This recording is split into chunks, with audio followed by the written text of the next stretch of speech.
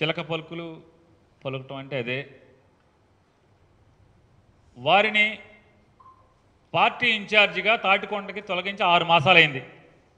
ఈ 6 మాసాల్లో వారు శుభ్రంగా వస్తున్నారు, జగన్మోహన్ రెడ్డి గారి క్యాంప్ ఆఫీస్కి వస్తున్నారు, నియోజకవర్గంలో తిరుగుతున్నారు, ఎమ్మెల్యే విధి నిర్వహణ చేస్తున్నారు, పార్టీ రివ్యూ మీటింగ్లకు కూడా వారు వస్తున్నారు కదా, వచ్చి ముందు వరుసలో కూర్చుంటున్నారు కదా.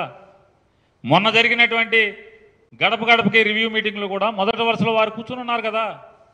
అప్పుడు లేని భయం ఇప్పుడు ఎందుకు? ఇవన్నీ కూడా చంద్రబాబు పలికించేటువంటి చిలక పలుకులు తప్పితే వేరే ఏం లేదు, అసత్యాలు ఇవన్నీ కూడా.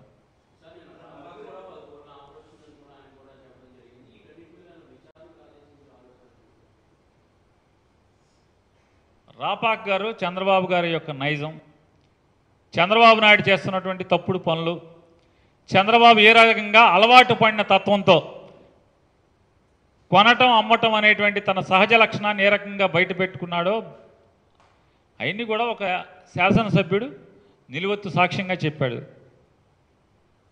చంద్రబాబు నాయుడు నైజం గురించి వీటన్నిటి గురించి ఎందుకు?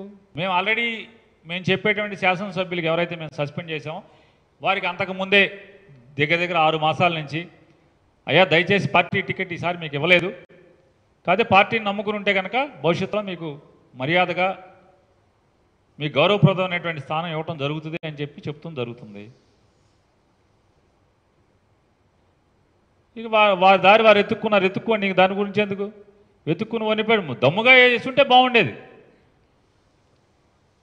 ఇంకా దొంగతనం చేసి ఇంకా మమ్మల్ని దొంగంటారా అని ఈ దబాయింపు అనేది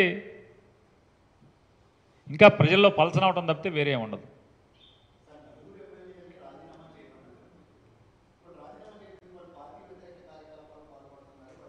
నేను రాజీనామా అంటే వారి మాటలను బట్టి రమేష్ గారు వారు ఏం స్టేట్మెంట్లు ఇస్తున్నారు?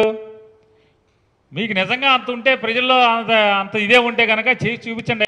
ఇప్పుడు మేము ఇచ్చి మీరు పనికిరారు, లేదా ప్రజల్లో మీరు పలసన అయిపోయారు, అందుకనే మాకు పార్టీ టికెట్ ఇవ్వనని చెప్పింది అని మేము మాట్లాడుతున్నాం కదా. లేదేశా మేము అసలు ఆ పోటుగాళ్ళం ఈరులు సూర్లు అంటున్నారు కదా, అదేదో చూపించచ్చు కదా, మా నోళ్ళు మూయించచ్చు కదా అని అన్నా. ఏమని కంప్లైంట్ చేయాలి?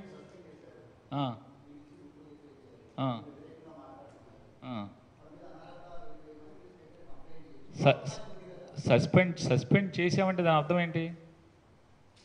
సస్పెండ్ చేసామంటే దాని అర్థం ఏంటండి?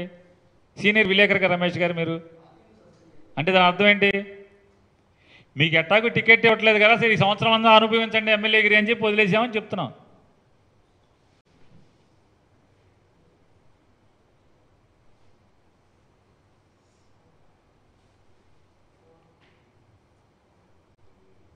ప్రజలకు ఒక సంకేతం, పార్టీకి వెన్నుపోటు పొడిస్తే పార్టీ చూస్తూ ఊరుకోదు.